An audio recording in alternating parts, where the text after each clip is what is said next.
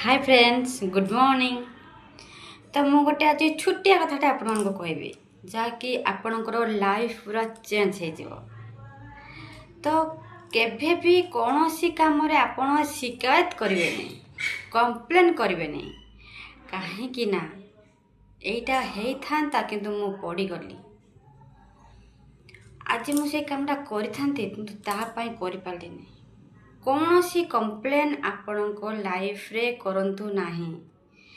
Complain करवाटा ही आपण को life रे गोटे अनसक्सेसफुल भावतु केभे भी आपण सक्सेस जर्नी ले पहुँच पारे।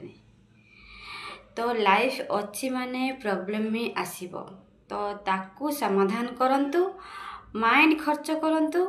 आ केभे भी कहतुन जे मु करि पारिबिनी, सब बेले कहतु हाँ मु करिबी, एटा मो पई हे जिवो, मो द्वारा हे।